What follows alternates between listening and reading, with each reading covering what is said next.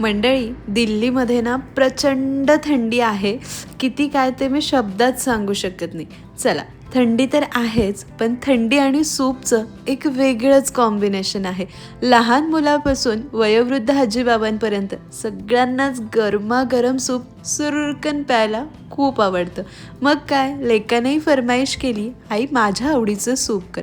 सगळ्यांच्या आवडीचं सूप म्हणजे टोमॅटो सूप. पण आज आपण नुसतंच टोमॅटो सूप न करता गाजर, बीट आणि टोमॅटोचं अतिशय पौष्टिक चवदार असं सूप करणार आहोत. ना कोणते कॉर्नफ्लोअर ना फॅन्सी इन्ग्रेडियंट, तरीही परफेक्ट टेस्ट आणि कन्सिस्टन्सीचं हे सूप तयार होतं. इथे मी 1 आणि अर्ध असं 1.5 गाजर घेतलं, साल काढून जाडसर चिरून घेतलं. त्याचसोबत इथे 3 गावठी टोमॅटो घेतले, त्यांनाही जाडसर चिरून घ्यायचे. हवे तर तुम्ही हायब्रिड घेऊ शकतात. नुसतं टोमॅटो सूप करतो ना आपण, तेव्हा हायब्रिड टोमॅटो घेतो, कारण ते जरा गोडसर आणि लालबुंद असतात. पण इथे गाजर आणि बीट वापरतोय ना, मग त्या दोघांची गोडसर चव बॅलन्स करण्यासाठी इथे मी गावठी टोमॅटो घेतलेले आहे. चला, टोमॅटो चिरून झालं. अर्ध बीट साल काढून घेतलंय, त्यालाही चिरून घ्यायचं. इथे तिन्ही लालचुटूक गोष्टी मस्त चिरून घेतल्या. झटकीपट टोमॅटो सूप करूया. सूपसाठीचं हे संपूर्ण साहित्य शिजवण्यासाठी कुकर घेतलं. यामध्ये 1 टेबलस्पून बटर घालायचं. बटर तुम्ही तुमच्या आवडीनुसार, श्रद्धेनुसार कमी जास्त करू शकतात. बटरमध्ये 2 तमालपत्र, 4 लसणीच्या पाकळ्या, अर्धा इंच साल काढून चिरलेलं आलं घातलं.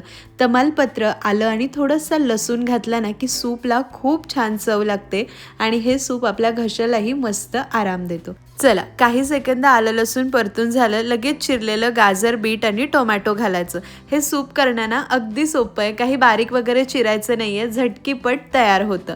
हे घातल्यानंतर चवीनुसार मीठ घालायचं, व्यवस्थित असं मिसळून घ्यायचं. सूपमध्ये छान सुगंध यावा म्हणून थोड्याशा कोथिंबिरीच्या काड्या घालायच्या, पण आज नेमक्या माझ्याकडे काड्या नव्हत्या ना, मग मी थोडीशी कोथिंबीरच घातली. आता हे सगळं छान एकत्रित एकजीव करून घ्यायचं आणि मिनिटभर मध्यम ते मोठ्या आचेवरती परतून घ्यायचं आहे. किती सुंदर रंग येतोय ना. मिनिटभर छान परतून झालं की यामध्ये ग्लासभर पाणी घालायचं. जास्त पाणीही घालायचं नाही, फक्त या भाज्या बुडतील ना इतकंच पाणी घालायचं. याला उकळी यायला लागली की कुकरचं झाकण लावून घ्यायचं. सुरुवातीला कुकर जरा कमी गरम आहे. 1 शिट्टी येईपर्यंत गॅस मोठा ठेवायचा. नंतर गॅस कमी करून 3 ते 4 शिट्ट्या करून वाफ जिरू द्यायची. तुम्हाला शिट्टी करायची नसेल तर मंद आचेवर 15 मिनिटं शिजवून घ्या. मस्त शिट्ट्या करून घेतल्या, वाफ जिरलेली आहे आणि काय तो कमालीचा सुगंध येतोय आणि किती सुंदर हे शिजलेलं आहे. मस्त मऊसूत आणि रंगसुद्धा सुरेख आलेला आहे. आता आपल्याला गाजर, बीट आणि टोमॅटो या सगळ्यांची प्युरी करून घ्यायची आहे, म्हणजे एकसंध छान क्रीमी टेक्स्चरचं आपलं सूप तयार होतं. आता हे व्यवस्थित बारीक व्हावं म्हणून काय करायचं, असं गाळणीवर गाळून घ्यायचं. यामध्ये घातलेले तमालपत्र काढून टाकायचे. आता यांचं काही काम नाही आहे, सगळे फ्लेवर यामध्ये उतरले. आता हे संपूर्ण साहित्य जरासं गार होऊ द्यायचं आणि मग आपल्याला याची प्युरी करून घ्यायची. तर मंडळी, साहित्य गार झालं. ते बारीक करण्यासाठी आज मी अगारो रिगल पर्सनल ब्लेंडर वापरते. छान असं गार झालं की मिक्सर जारमध्ये काढून घ्यायचं.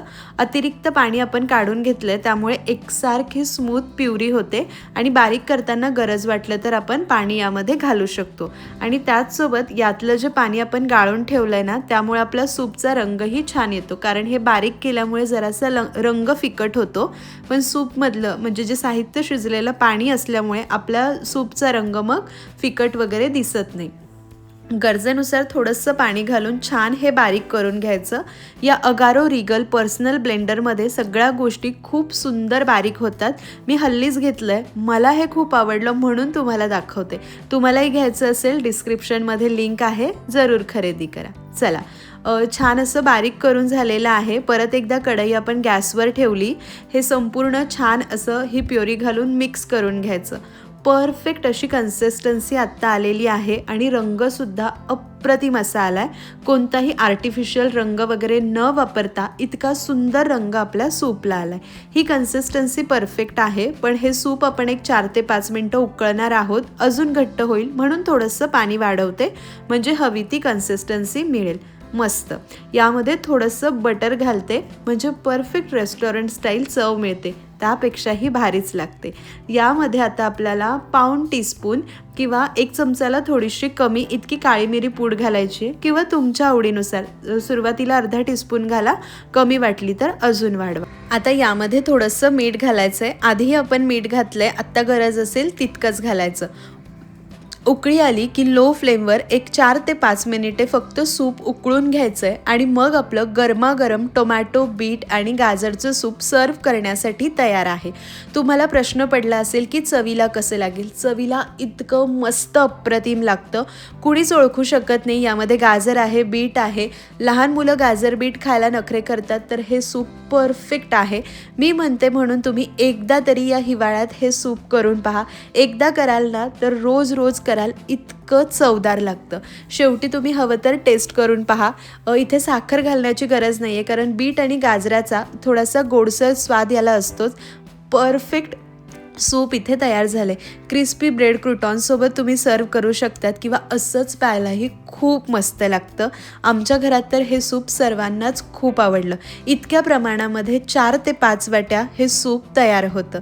मस्त असं सूप झटकीपट तयार झालं. हे ब्लेंडर मी तुम्हाला दाखवलं. याला स्वच्छ कसं करायचं, नॉर्मल आपण भांडी घासतो ना तसंच घासून घ्यायचं. मागच्या बाजूने प्रेस करून हे काढून घ्यायचं. रिंग वगैरेही निघते. छान अशी भांडी घासतो तसं घासून कोरडं करून परत आपण याला वापरू शकतो. तर मंडळी, आजची ही सूपची रेसिपी तुम्हाला कशी वाटली मला कमेंट करून जरूर कळवा. याआधी मी रेस्टॉरंट स्टाईल मिक्स व्हेजिटेबल सूपसुद्धा दाखवलं आहे. त्याची लिंकसुद्धा डिस्क्रिप्शनमध्ये देते बरं का, जरूर पहा. टेस्ट करून पाहूया. माझं ऑल टाईम फेवरेट आहे. भरपूर सारे विटॅमिन्स आपल्याला मिळतात. ना कुठलं कॉर्नफ्लोअर ना आर्टिफिशियल कलर. इतकं परफेक्ट सूप तयार होतं.